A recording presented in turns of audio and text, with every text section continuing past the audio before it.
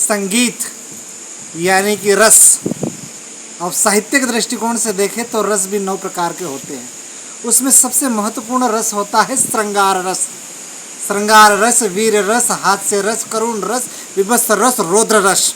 उन रसों में सबसे महत्वपूर्ण रस की बात कही मैंने, श्रृंगार रस। और श्रृंगार रस का संबंध है संगीत से।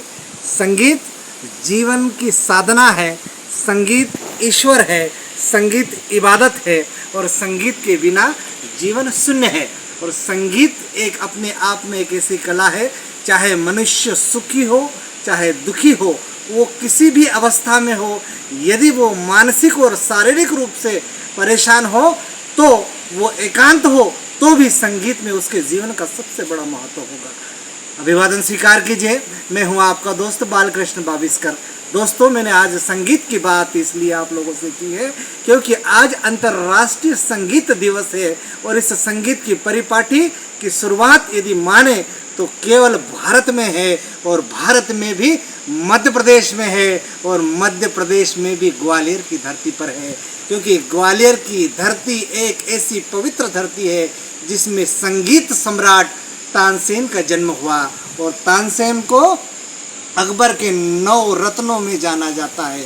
संगीत का राग मल्हार, राग दीपक, राग भैरवी, इतने प्रकार के जो राग है उसमें संगीत का जो राग है वो तानसेन का है। इसलिए विश्व में यदि संगीत दिवस यदि आज मनाया जा रहा है 21 जून को, भले ही इसकी शुरुआत पश्चिम में कही जा रही है, 1982 के लगभग फ्रांस में संगीत दिवस जो मनाने की परिपाटी की है, लेकिन भारत का इतिहास उससे पुराना है और संगीत का संबंध भारत से है। इसलिए आज केवल संगीत की बात होगी, आज आनंद की बात होगी, आज सबसे मेल जोल की बात होगी। क्योंकि यदि बच्चा जन्मता है तो संगीत, बच्चा यदि युवावस्था में जाता है तो संगीत, और जब वो जवानी की दहलीज पर जाता है तो वो कहता है कि उन आँखों का हंसना भी क्या जिन आँखों में पानी न हो, और वो जवानी ही जवानी क्या जिसकी कोई कहानी भी ना हो। इस प्रकार संगीत जो है वृद्धावस्था में भी संगीत होता है। यदि अकेला व्यक्ति है, वो एकदम परेशान है और वो संगीत सुन लेता है तो वो शारीरिक और मानसिक दोनों प्रकार के आनंद होते हैं। और जब मनुष्य इस धरती से विदा होता है तो भी संगीत का महत्व होता है। यानी कि बच्चा पैदा होने से लेकर वृद्धावस्था तक और वृद्धावस्था से अंतिम अवस्था तक जब वो ये शरीर छोड़ देता है तब भी उस संगीत का एक अपना महत्व होता है, अपना वजूद होता है। इसलिए संगीत मनुष्य के जीवन में बहुत ही बड़ा महत्वपूर्ण योगदान देता है। और आज बड़ी खुशी की बात है कि सेंधवा शहर में संगीत प्रेमियों ने, रसिकों ने एक बहुत अच्छा संगीत का कार्यक्रम रखा।